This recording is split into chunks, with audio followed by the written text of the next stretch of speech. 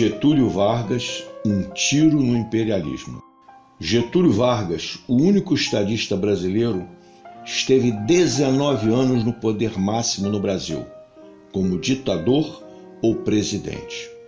Primeiro entre 1930 e 1945, quando chega ao poder via Revolução de 30, armas à frente, e dele sai 1945 sob golpe militar, acossado por soldados. Depois, em 1950, volta, eleito presidente, mais uma vez deixando o poder sob ameaça militar, ele e a família acossados no Palácio do Catete. Suicidou-se em 24 de agosto de 1954, às 8h20 da manhã, aos 72 anos. Vargas nasceu em São Borja, Rio Grande do Sul, em 19 de abril de 1882, filho de um estancieiro. Estudou em Ouro Preto, Minas Gerais, e depois na Faculdade de Direito de Porto Alegre, onde foi líder estudantil e redator do jornal Debate, mais tarde elegendo-se deputado estadual, depois federal, tendo ainda sido ministro da Fazenda e presidente do estado do Rio Grande do Sul, de 1928 a 1930. Em 1930, liderou uma revolução vitoriosa, junto em especial com a liderança de Minas Gerais, chegando com tropas gaúchas ao Rio de Janeiro, a capital da época. Daí em diante, tornou-se, com suas ações, o centro da política brasileira.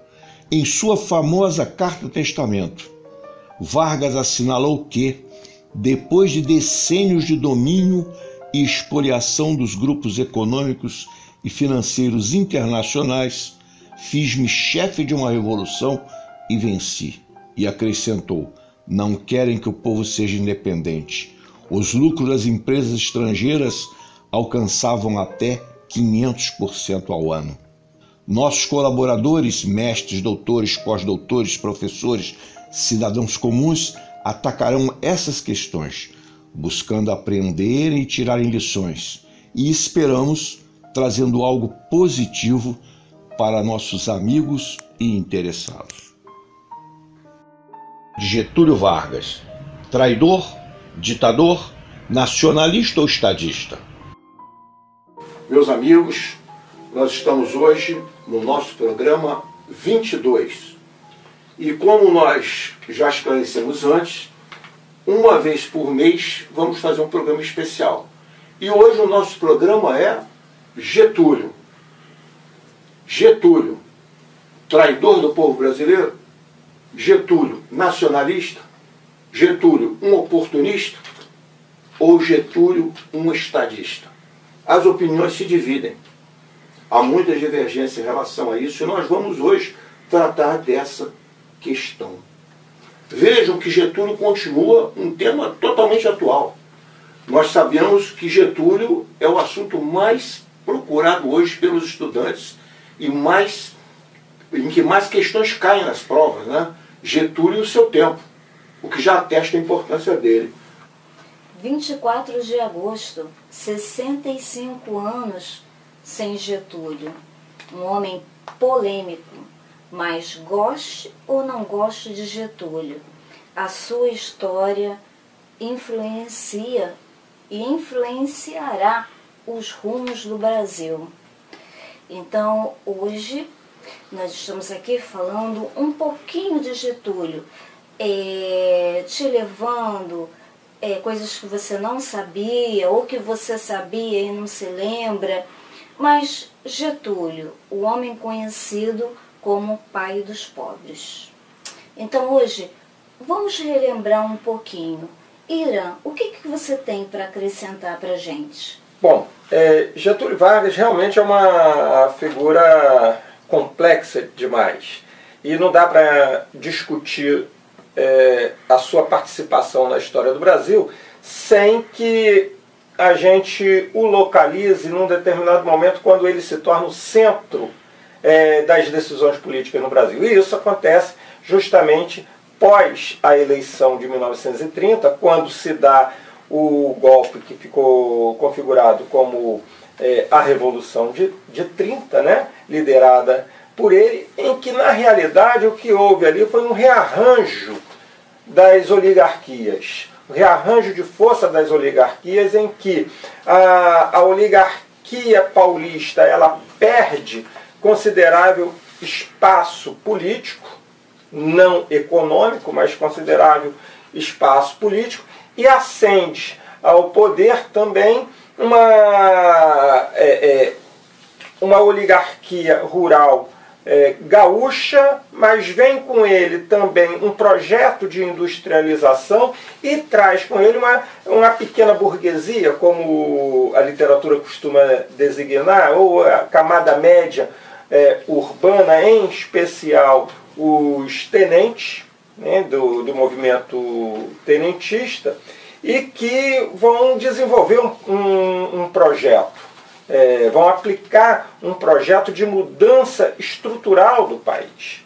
Isso aí a gente não pode desconsiderar, que mesmo tendo sido um rearranjo de forças dentro das oligarquias, esse rearranjo significou uma transformação estrutural da sociedade. Ela gradativamente passa a ser de uma sociedade agrária.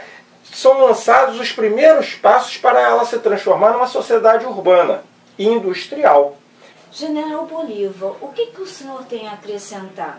Getúlio Vargas é a figura de um estadista brasileiro, notório estadista, agora que recebe às vezes ataque pela direita e às vezes pela esquerda, e pela esquerda mais consequente.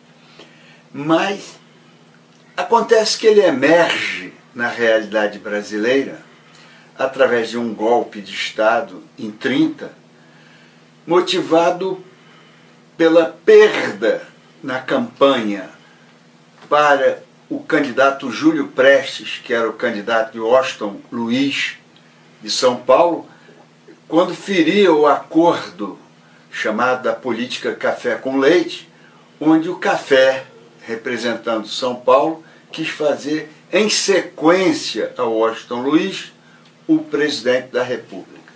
Articula-se Getúlio com Minas, Rio Grande do Sul e Minas, absorvendo a força também de uma grande parcela, a parcela maior do tenentismo, com exceção do maior líder deles, que era Luiz Carlos Prestes, e é desencadeado o movimento militar vindo do Rio Grande do Sul para o Rio de Janeiro, não é?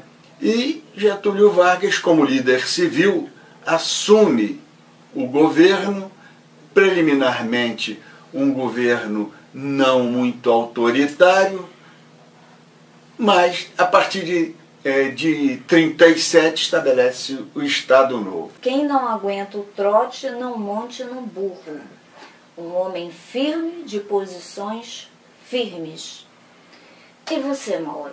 O que você tem para acrescentar? O Vargas vinha de uma região de lutas. Em São Borja, na fronteira do Rio Grande do Sul com o Uruguai, uma região de grandes batalhas.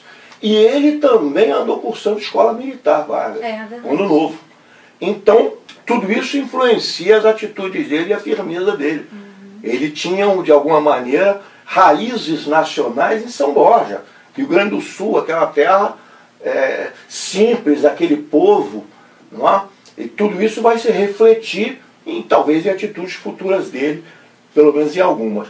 Mas, vejam bem, no ano de 2013, por exemplo, a grande mídia, e não sabemos o que ela vai fazer agora, a Rede Globo, Bandeirantes, não deu uma única menção no dia 24 de agosto, morte de Getúlio Vargas.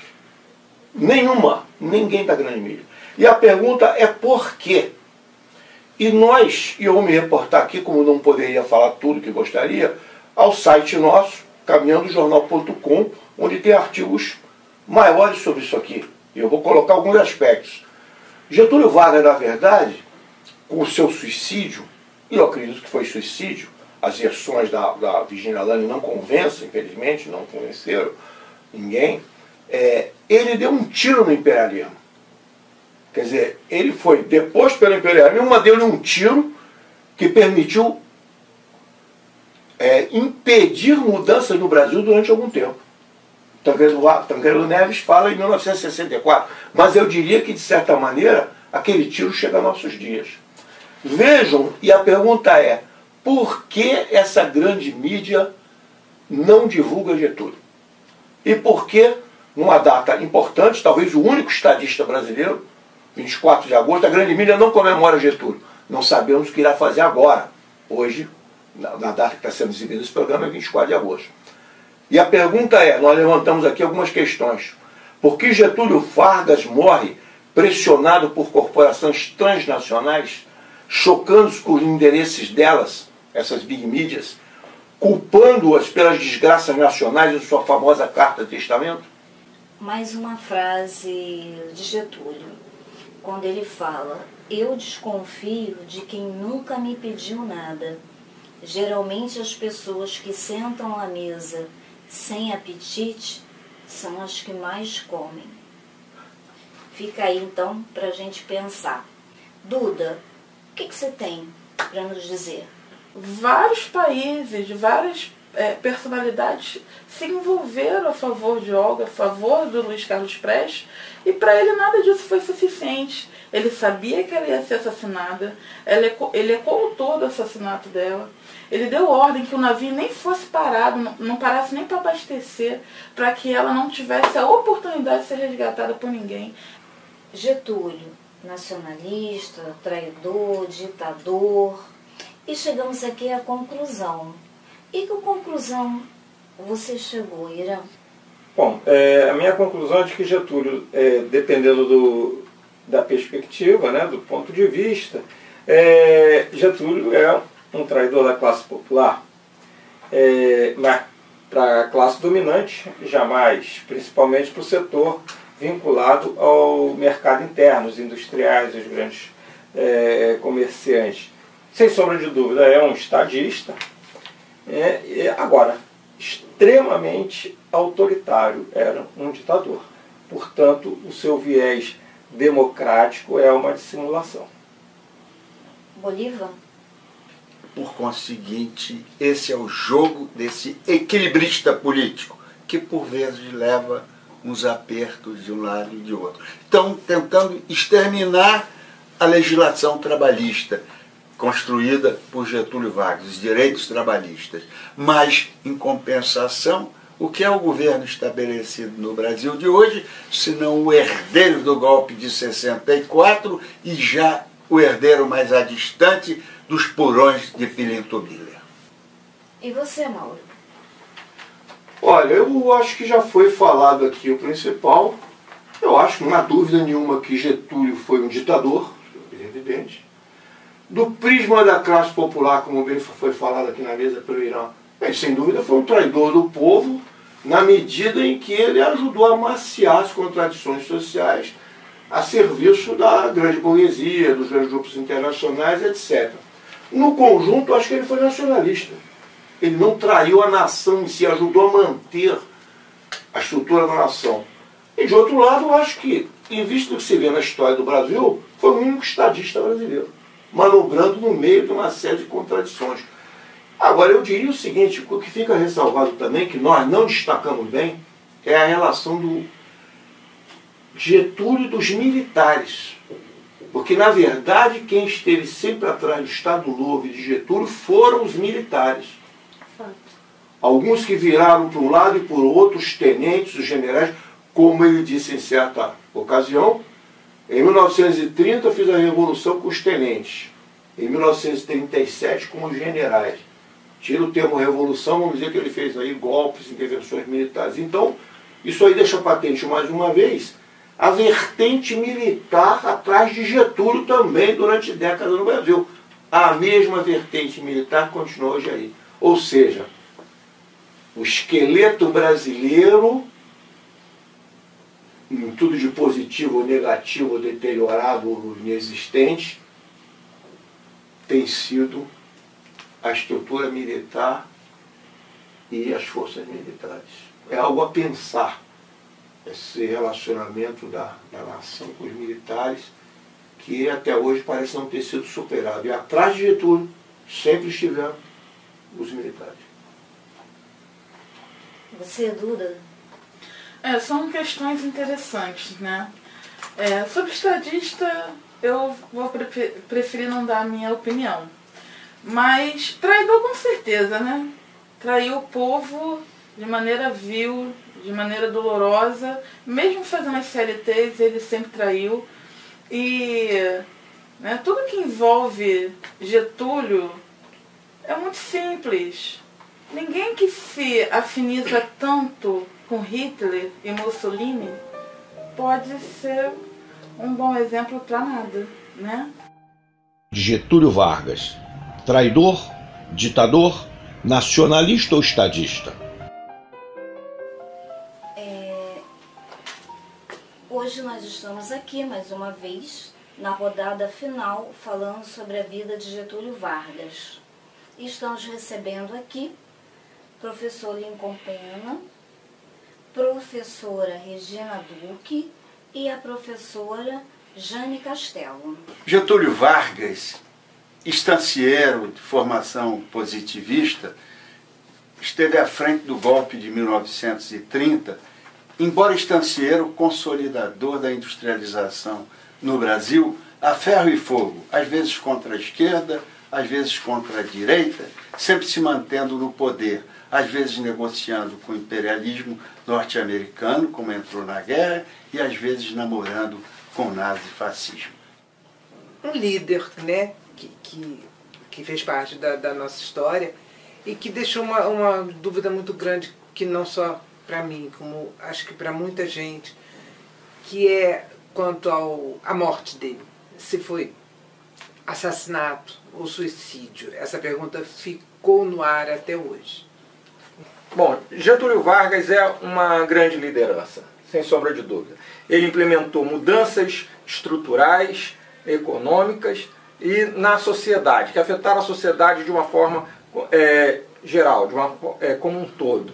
Mas ele expressa também a visão autoritária da classe dominante. Essa visão autoritária levou ele a calar as vozes discordantes, prender elementos da esquerda, prendeu e desarticulou o Partido Comunista, ou seja, era um projeto, tanto no primeiro governo ditatorial quanto no dito democrático, era um governo que não admitia o diálogo, que não admitia a participação popular nesse projeto de mudança. Mãe do rico, pai dos pobres, e então ele criou uma série de questões da CLT, criou uma série de coisas boas para os pobres, mas fez acordos com o capital estrangeiro. A gente está sempre esperando esse pai, como Vargas, de repente, se foi criado nos anos 30 e volta nos anos 50 também. Olha, de início eu queria parabenizar o Caminhando Jornal TV pela iniciativa de se comemorar os 65 anos da morte de Getúlio Vargas e se refletir um pouco sobre a era Vargas. É muito importante que a gente retome essas questões nos dias de hoje. Bom, eu gostaria de dizer o seguinte, que já tinha estudado Vargas antes, li o Lira Neto e outros, a história oral de Vargas, outras coisas, e realmente o Vargas é uma figura fascinante e rara na história do Brasil, única na história do Brasil. Porque ele vem de São Borja, uma região de luta, de guerra, era um homem que atirava, os filhos dele atiravam, a família dele atirava. Gregório esteve na luta contra os paulistas de arma na mão, aqueles seguranças dele, toda a família Vargas. Vargas foi atacado pelos integralistas no Palácio do Catete, estava armado, reagiu a tiros ele e a filha, Alzira Vargas, não? Alzira Vargas, e quase foi morto ali pelos integralistas Vargas. Acredito que houve não necessariamente um golpe, mas a Revolução de 30 realmente acabou sendo uma revolução. Vargas é uma figura fascinante, eu diria digno de uma série de filmes, e também não fica atrás dos dias de hoje, do que se fala da ditadura hoje de Bolsonaro e outros.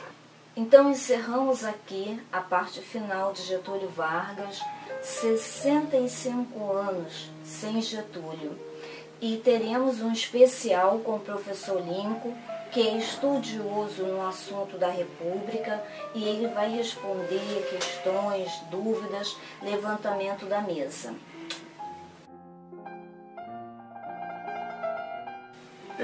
Com relação ao suicídio, há uma testemunha ocular do fato, que foi o general Caiado de Castro.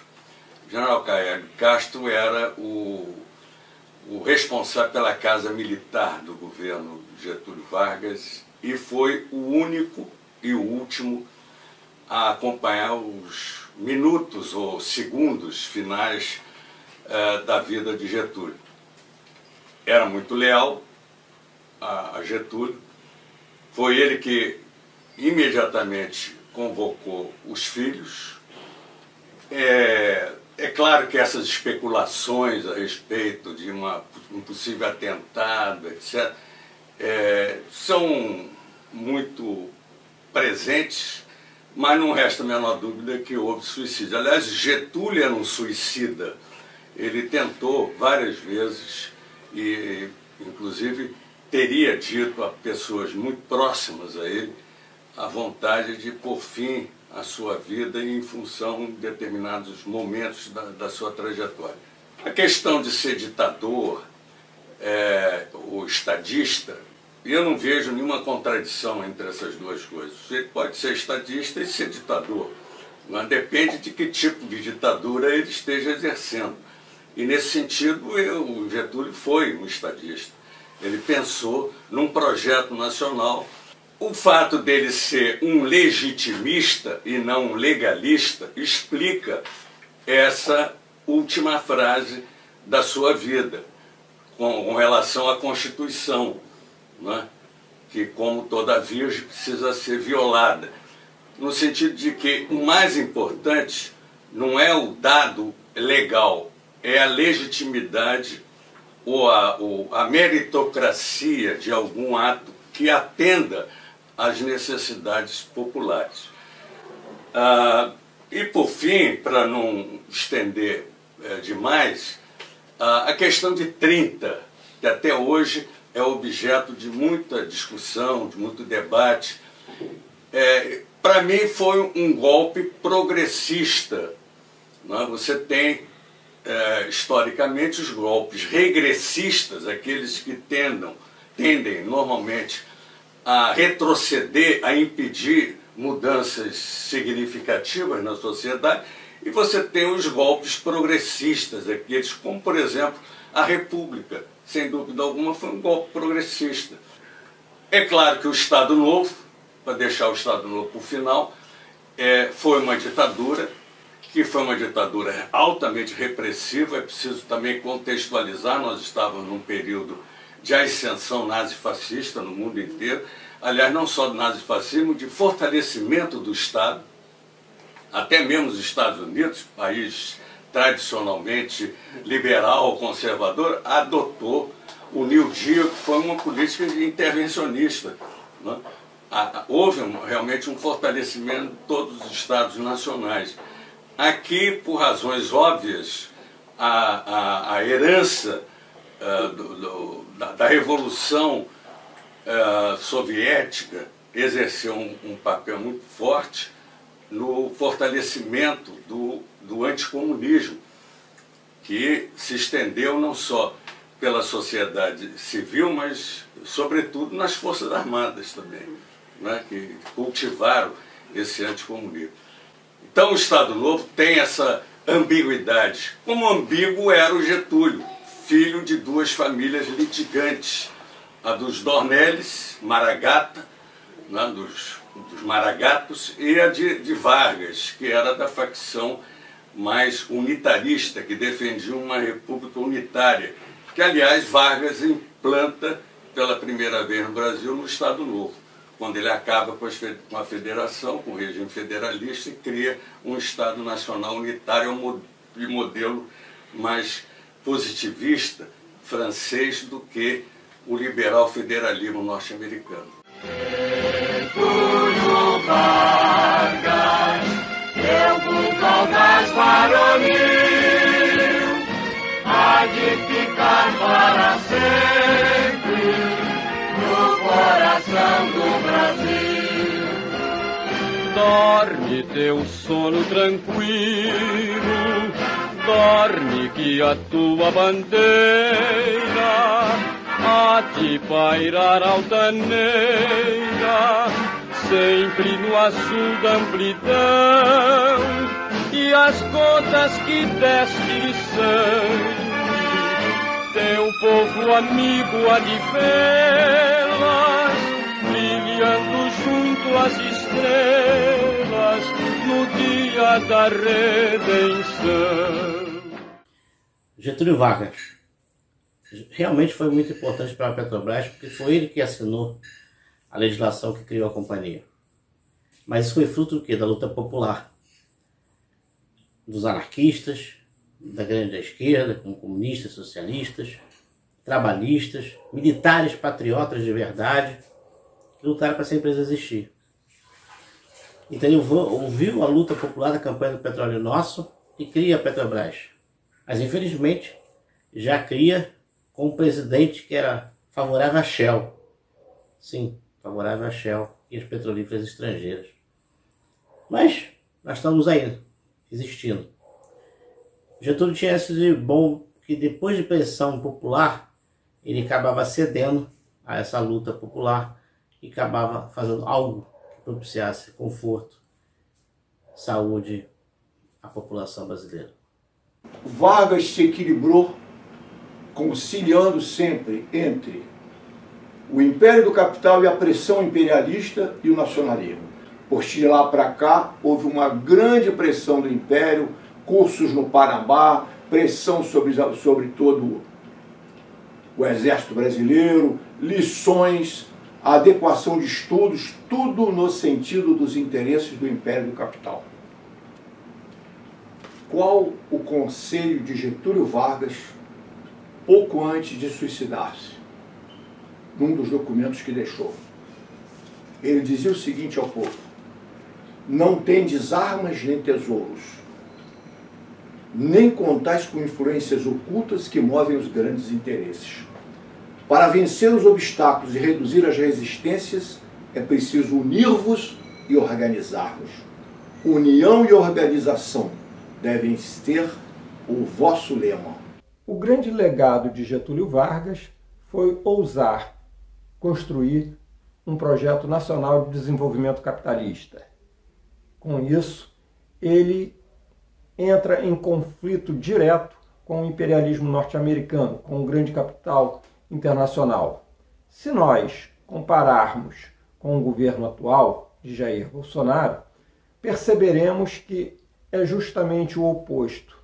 O atual governo busca destruir justamente esse legado com a submissão excessiva ao imperialismo norte-americano, associado com o fisiologismo que é denunciado cotidianamente na grande imprensa.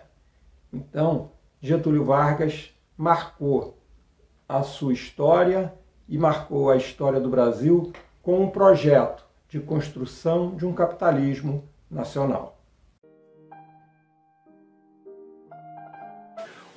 O Museu da República, Rua do Catete, 156.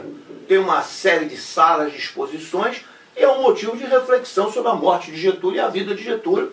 E a segunda dica é na Rua Luiz de Camões, sem número, na Glória, onde existe ali um memorial para Getúlio, com cafeteria, com cinema, etc., que vale a pena conhecer.